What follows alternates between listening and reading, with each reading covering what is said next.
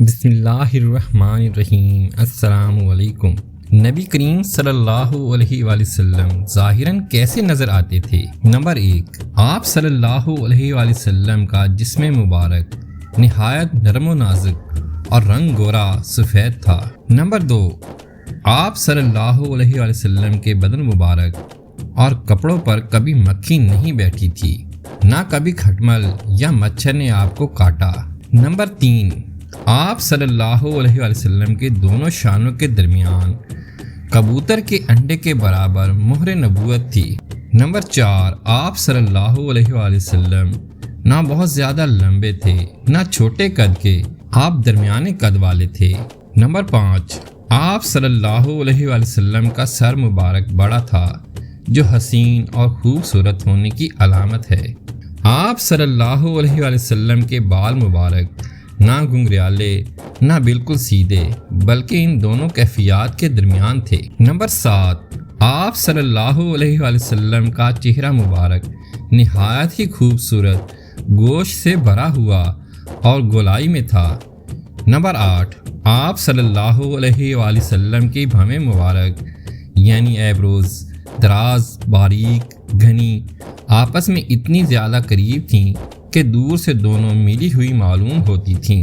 Number 9، آپ صلی اللہ علیہ وآلہ وسلم کی آنکھیں بڑی بڑی اور قدرتی طور پر سرما لگی ہوئی محسوس ہوتی تھیں، پلکیں گھنی دراز تھیں، پتلی کی سیاہی خوب سیاہ تھی یعنی بلیک، اور آنکھ کی سفیدی خوب سفید تھی۔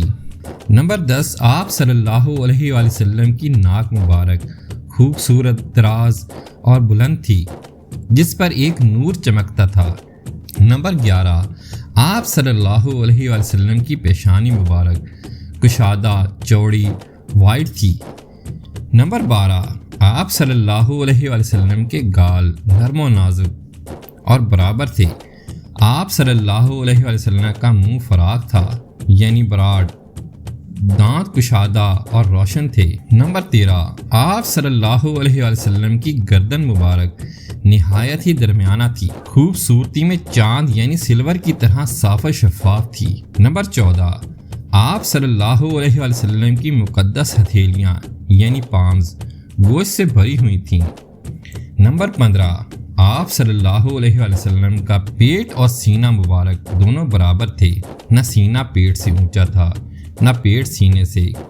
نمبر 16، آپ صلی اللہ علیہ وآلہ وسلم کی مبارک پاؤں چوڑے، گوشت سے بھرے ہوئے، ایڑیاں ہیلز کم گوشت والی، تلوا سول اونچا جو زمین پر نہیں لگتا تھا، دونوں پنڈلیاں پتلی، صاف و شفاف تھیں۔